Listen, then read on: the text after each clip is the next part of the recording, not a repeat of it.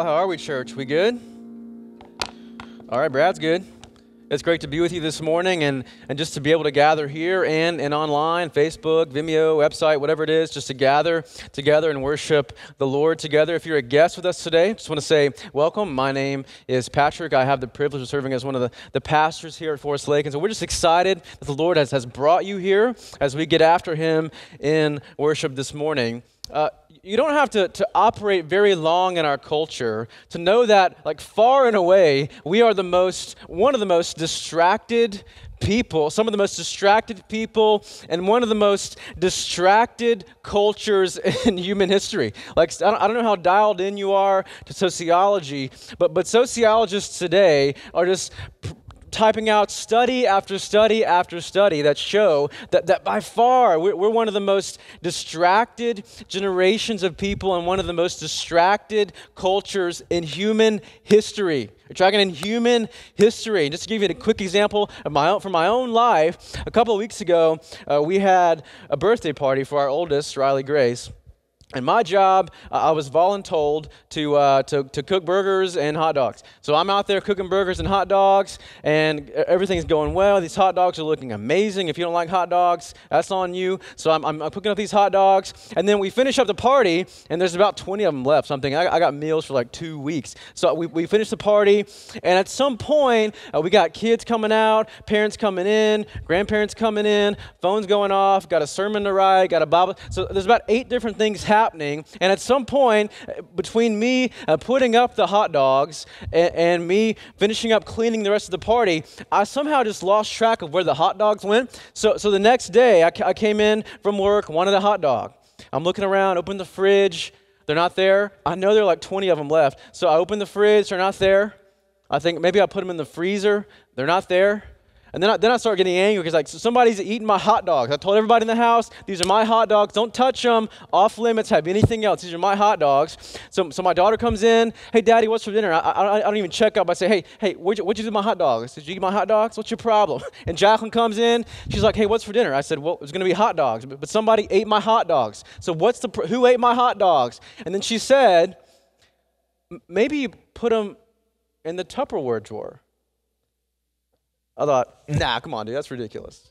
So I just, when she was out of the room, I went in and I looked in the little drawer, and there on the first shelf where we keep all of our Tupperware is this moldy, festering, just disgusting, gooey pile of hot dogs. Now, normal Patrick wouldn't do that, but you start stretching Patrick in about 8 different directions, and he gets distracted, and he puts hot dogs in the Tupperware drawer. Right? So sociologists are going to tell us that, in fact, what's happening is our attention spans are probably worse now than they've ever been at any point in human history. So if you don't believe me, just let me give you some stats to kind of give you some evidence here. I came across these just this week. I read one study, listen to this, that said that 71% of smartphone owners, this is crazy, within the first 15 minutes of waking up will check their phone. So almost 3/4 of us in this room, before we literally roll over and start swiping and flicking and flipping and scrolling. Like, before we even get to the bathroom to empty our bladder, we're already tuned into Facebook or Instagram or Twitter or whatever. Before we say hey to anybody, get our coffee, brush our teeth, we're already distracted staring at the screen. And that's just in the morning. That same study said that if you take, on average, smartphone users' usage, on average, smartphone users check their phone, this will blow your mind, 81,000 times a year.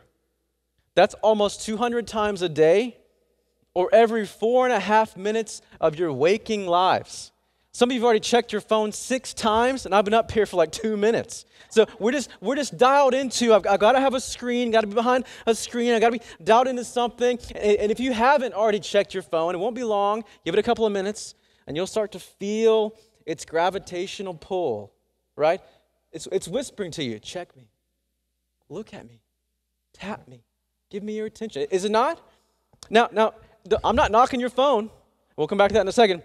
I came across another study that said that one of the effects of what it called, this is a great phrase, our addiction to distraction is that we're losing at an alarming rate our ability to pay attention, to stay tuned in for extended periods of time. So let me give you just one example.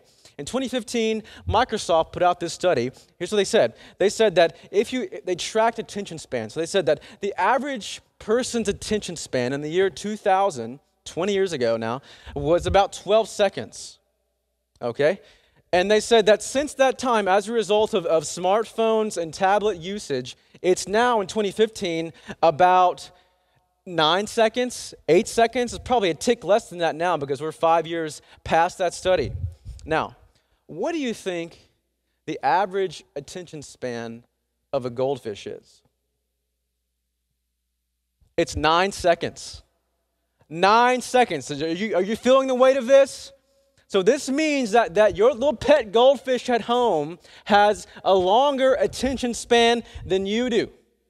And that should alarm you. I'm not knocking your smartphone. I mean, that thing is awesome. And then, on one device, you can check weather, write an email while you're watching TikTok, while you're listening to a podcast. That's incredible. So I'm not knocking your phone, but here's what I am saying. For all the good that our smartphones and our tablets and our Apple Watch, for all the good that those things do, they are one of the primary reasons that most of us are more distracted, more stressed, feel pulled in more directions, more anxious, more stressed, more depressed than we've ever been. In fact, I'm going to argue this morning that in a lot of ways, we're actually living out the 2020 version of what goes on in the story in Luke that we're going to see this morning. And so since that's true, here's the truth that we've got to feel the weight of. I'm just pleading with you to feel the weight of this, especially in this day in 2020. So here's the truth that's going to come out of this text, and I want you to hear it. I want you to get it. I want it to get into your soul. You ready? Here's the truth. In a world full of distractions, Jesus is better. That's it. That's the truth. In a world full of distractions, Jesus is just better than all of them. He's just more satisfying. He's just more exciting. He's more beautiful. He's more gratifying. He's more precious. Sitting in the presence of Jesus Christ and experiencing the true life and hope and joy found in the Scriptures, it's just more satisfying to your heart, to your soul, than any Facebook post, any Instagram story, any video game, any Netflix series. It just is. In a world full of distractions, Jesus is better. Let me show you this. If you have your Bible, go ahead and grab it. We'll be in Luke chapter 10. Luke chapter 10. This is, I think, week 26 of our series in the book of Luke. And this is an incredible 5 verses. So we'll pick it up in verse 38. Luke chapter 10, verse 38. So we're just coming off the parable of the Good Samaritan. Here we go. Now as they, so that's Jesus and his disciples, went on their way, Jesus entered a village.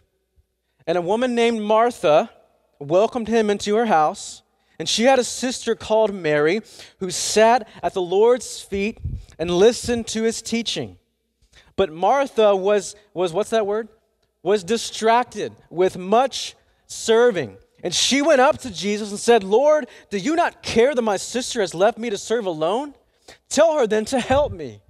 Verse 41, but the Lord answered her, Martha, Martha, you're anxious and you're troubled about many things.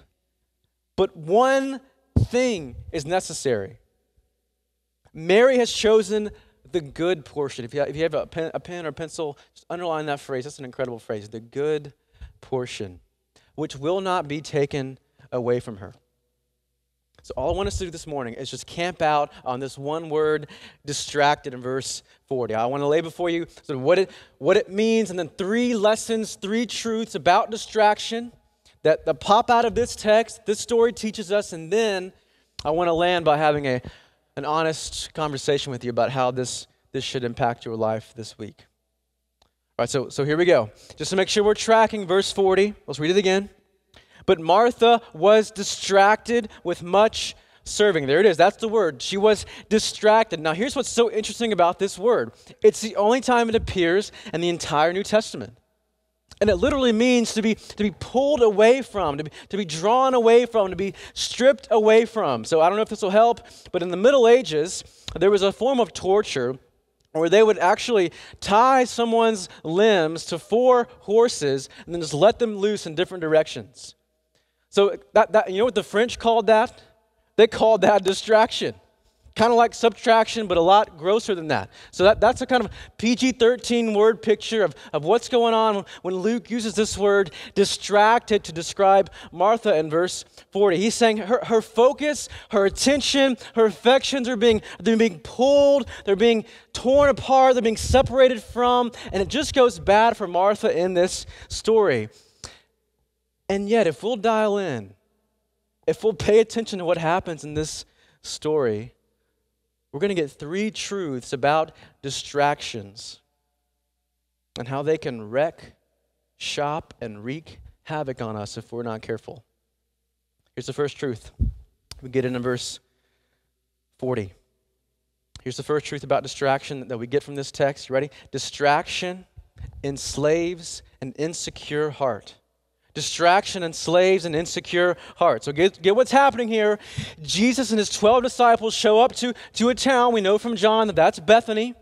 Okay, so they show up, and Martha welcomes them into her home.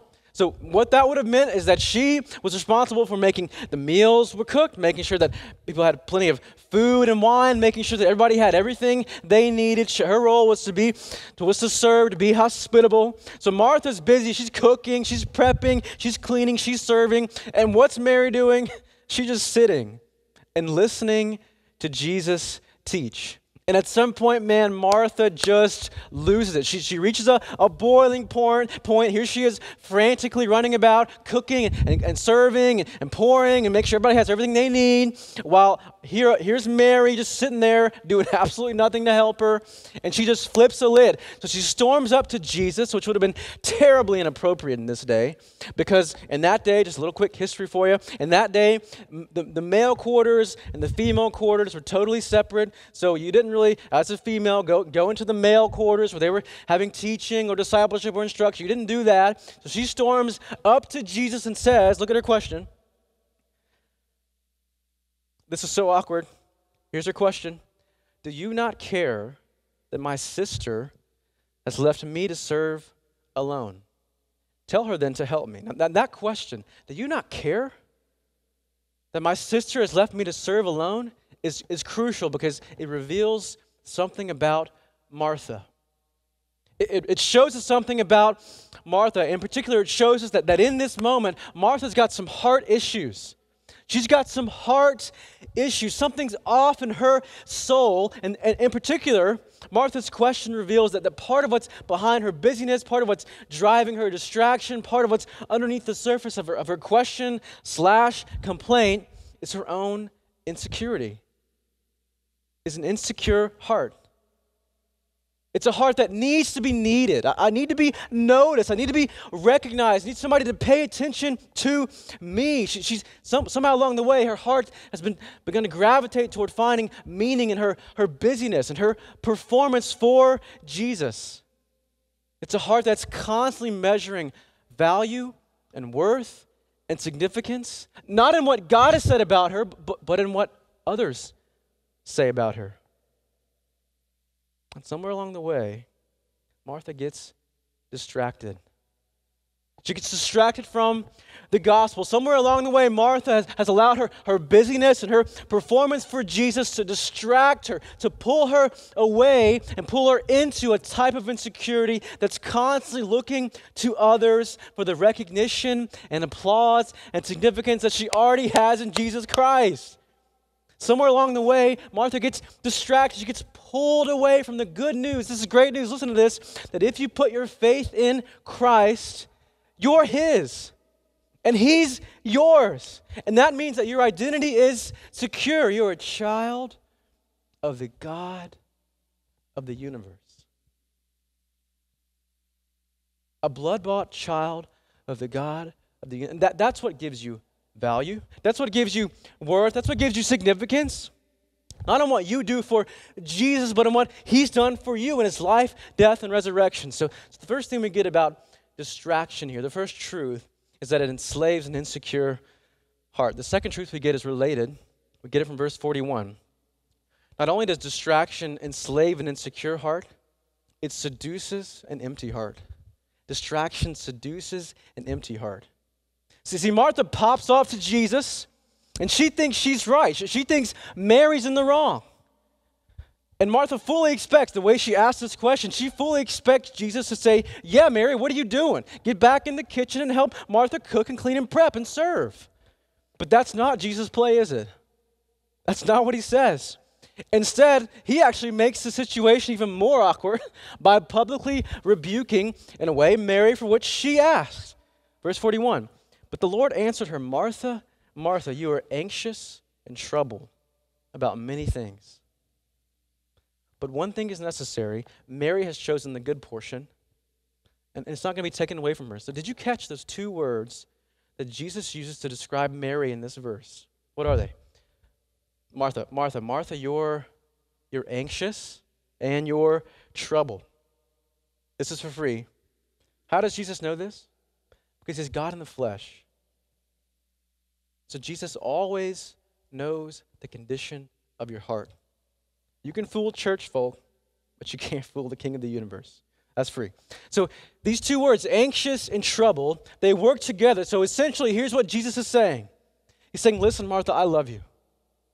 I mean, you can't even understand how much I love you. I'm about to go to the cross and die for you. I love you. But right now, in this moment, your heart is ripped and pulled and torn in 1,000 different directions. Your soul is unsettled. It's unanchored. And you're running on empty. You're running on empty. And the reason your heart is empty, Martha, is because you've gotten distracted. You've gotten pulled away from the one thing that will give you life. The one thing that Mary's pursuing, the one thing that she's chosen, and that's fellowship and intimacy with me. See, when we get distracted, we become Martha, don't we? We start drinking from the wrong wells.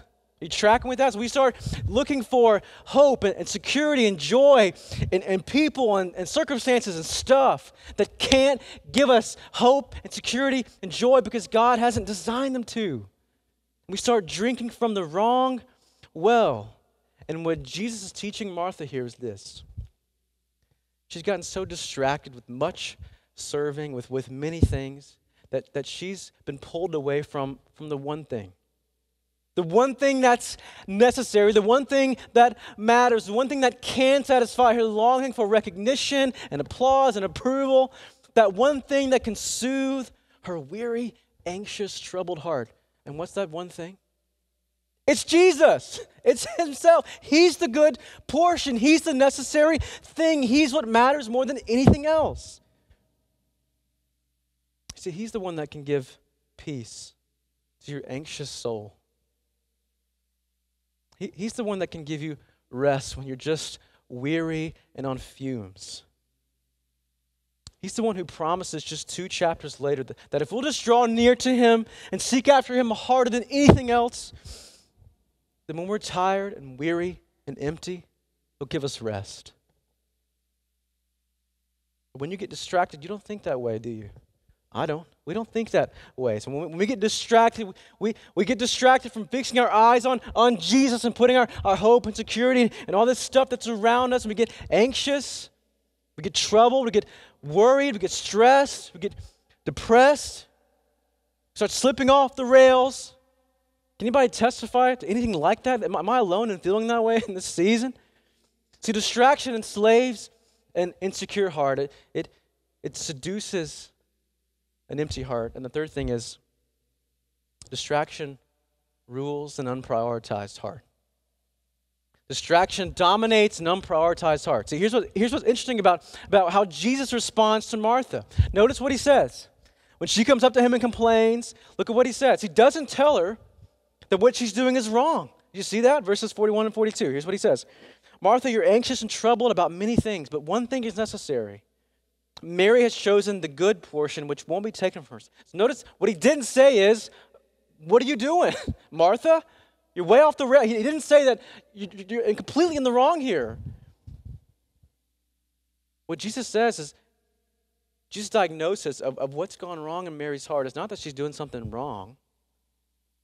It's that her priorities are misplaced. She's become so distracted and anxious and troubled with serving, which is a good thing, that she's missed the one thing that is necessary, the only thing that matters.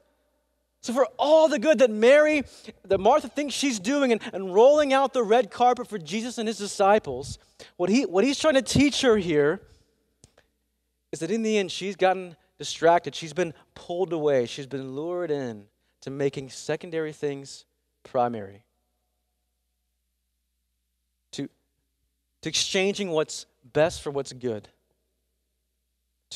To majoring on the minors. To prioritizing what's temporary and can't satisfy for what's eternal and will always satisfy.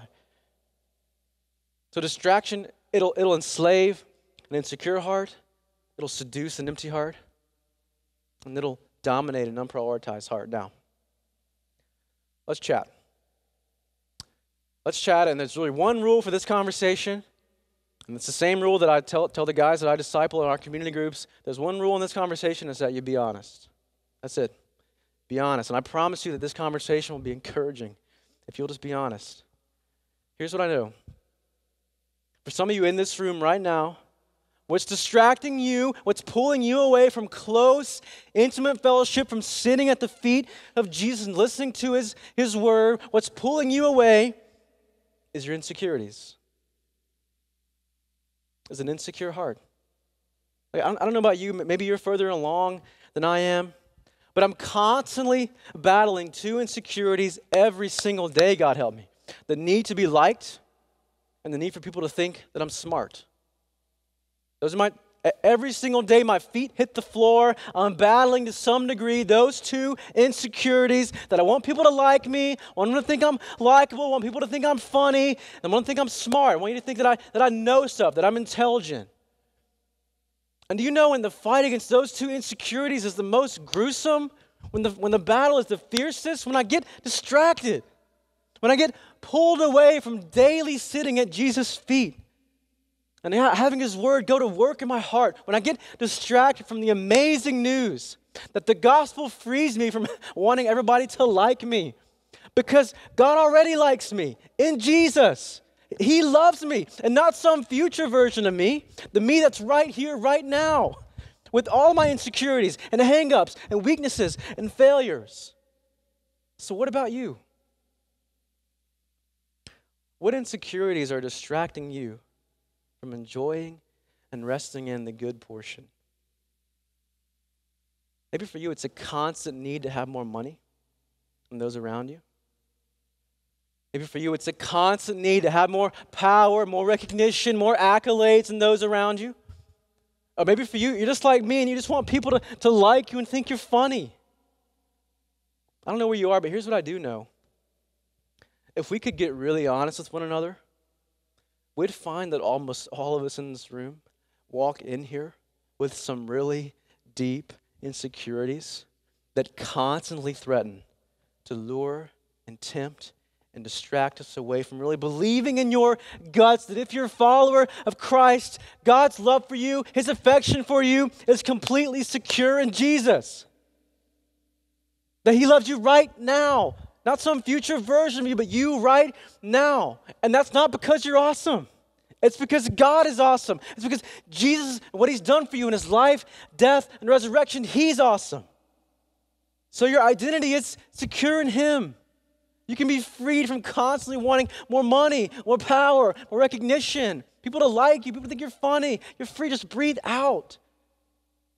But maybe for you, what's distracting you from walking closely in fellowship with the Lord is not insecurities. Maybe for you, it's the second thing we see from this story. What's distracting you from intimacy with the Lord, from enjoying the good portion, is that if you're honest, your heart is just empty, man. Your heart is empty. Your soul is weary. You're just running on fumes. and you're anxious and stressed and worried and all that starts to feel suffocating. If that's you, I just want to plead with you, gosh, will you fix your eyes on Jesus and draw near to the one who can give you peace and rest? And if I'm honest with you, I've just wrestled with this one question more than any other question this week. Because like a lot of us in this season, there have been far more days when my soul has just been exhausted. My body is weary. My heart is just empty. It just feels like I'm running on fumes. We're operating at an insane pace for a lot of months, collides with this constant weariness and longing for this season to be over. And at one point this week, I was just sitting in my office and I just started weeping. I just started sobbing for no other reason than I was just so tired. Just my soul was weary, my heart was empty. I just felt so frustrated and so helpless to do anything about the kind of pain and agony and hurt that I know represented all across this room in families here and online. I just felt so helpless and powerless and just exhausted. So as I'm sitting there, just wiping snot and tears in my office, the Lord reminded me of two truths from the New Testament that are just like a warm blanket to my anxious, weary soul.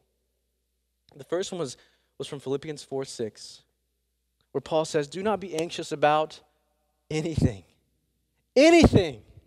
but in everything by prayer and supplication with thanksgiving let your requests be known to God. And the second one was 1 Peter 5:7, where Peter says to this stressed, anxious, worried group of first century Christians, cast all your anxieties on God because, get this, He cares for you.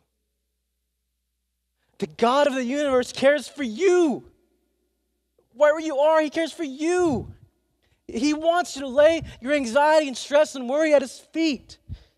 And then I thought back to this story where Martha's anxiety and worry and stress just recklessly collide, and she loses her mind in front of Jesus. And I'm so encouraged by His response. Get this. He doesn't say, what is your problem, Martha? I mean, get over yourself. You don't talk to me that way. Do you know who I am? Get up and stop whining. That's not what He says, is it? That's not Jesus' response. His response isn't to pull away from her in the middle of her anxiety and trouble. His response is to draw near to her in her anxiety and trouble, and to point her to the one who can give peace and rest and calm and life to the stressed and anxious and troubled and weary soul. I mean, so where are you this morning? And look, I'm not naive. I mean, I've been doing this long enough to know that even in a room this size, almost all of us, to some extent, are anxious and troubled. A lot of us just staggered in here this morning with the weight of the world on your shoulders. You're stressed and anxious about how you're going to pay the bills next month. You're stressed and anxious about, are your family members going to get sick? If they do, are they going to get better? You're stressed and anxious about who's going to win the election next month. Maybe it's nothing in particular. You're just stressed and anxious and you don't even know why. And if that's you, like it was me earlier this week, here's what I want to encourage you with. Will you lay your stress and anxiety and trouble at the feet of Jesus this morning? I mean, think about the disciples in the middle of this storm where the wind is whipping up and the waves are, they think, I'm going to die here. And just with a single word, Jesus cast away the storm and with it their anxiety and trouble and stress. Will you take Him at His word and cast all your anxieties and stress and worry on Him this morning because He cares for you? He cares for you. He cares for you so much that He would send His Son to die for you, that you might cry out to Him in prayer and put your worry and stress and anxiety before Him. Will you lay them at His feet, and will you trust that there's nothing that has happened or will happen that He isn't in complete control of and isn't working for His good, His glory and our good? And last question I want to ask you is this. Will you lay before Jesus your insecurities? Will you lay before Him your anxieties? And will you prioritize getting around the good portion this week? Will you prioritize getting alone and sitting in the presence of Jesus in his word this week? Will you make time, not find time, will you make time, just 20 minutes? 20 minutes, just try 3, 4, 5 days this week. And get your soul aligned. Get your heart encouraged and replenished. Will you carve out time just this week? Will you put aside good things like that work email or that family group chat or scrolling through Facebook for the 34th time that day or hanging out with even family and friends and kids and just carve out time to get alone with the Lord and sit at his feet in his presence? But look right at me. The only lasting, true, secure remedy for this constant distractional pull that we all feel, the only true lasting remedy for defeating distraction and the kind of heart level insecurity and the heart level emptiness it causes is daily feeding your heart with truths from the scriptures. That's it. So will you prioritize getting in the presence of the Lord this week? And in the end, will you make war? Will you make war against a world full of distractions so that you might feast on the good portion? So that you might see that in a world full of distraction, he's better. Jesus is better. Let me pray for us. Father, thank you so much for this amazing truth. That in a world full of distraction and anxiety and stress and worry, you're present among us. You're here. You love us. You pursued us. You took on flesh, lived a perfect life, died in our place and rose again so that we might draw near to you in prayer, lay our anxieties and worries before you. But here's what I know. There are some listening this morning who don't know you. And they're weary from insecurity. They're empty from anxiety and stress and worry. And they're looking like Martha all around for hope and satisfaction and joy that can only be found in you. So I pray that this morning, if there's anyone listening online or in this room who would say, God, I want so badly to know the true hope and true joy and true life. And you might open their hearts and minds to see that the offer's on the table for them in you. That you might save them. For those here who do know you, but we walk in here with some deep insecurities. Our heart is just empty. We're running on spiritual fumes. We're struggling with priorities right now. Give us grace, Father, to draw near to you, to lay before you our insecurities, to put at your feet our anxieties, and to make time to get in your word this week. I'm going to close this in just a minute in a corporate prayer, but I want to give you time right now, where you are, 1 or 2 minutes, to respond. Right where you sit, maybe you would confess Christ as Lord and Savior for the first time tonight and this morning and know the truth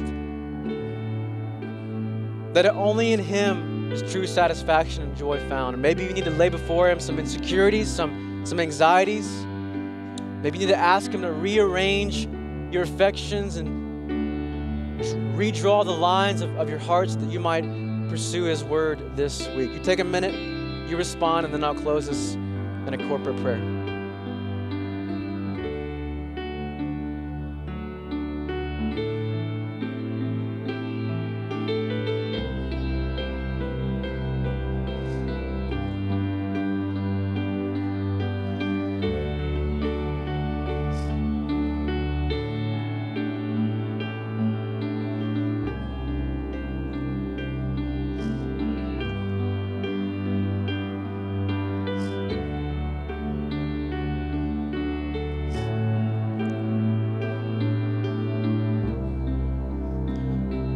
Father, I know that so many of us find ourselves like Martha this morning. We're just distracted in 8,000 different directions. Our attention and affections are being stretched and pulled. And we're just anxious, we're just troubled, we're just stressed, we're just worried. We thank you that you draw near to us in our anxiety, in our trouble, in our worry. You don't pull away from us. I ask that you might give peace and calm to anxious, troubled hearts. You might remind us of our identity in you. And that you might awaken anew our affections for spending time at your feet, in your presence, in the Scriptures. We love you. We need you. Ask that you would come and save and restore this morning. And it's for your beautiful name we ask all these things. Amen.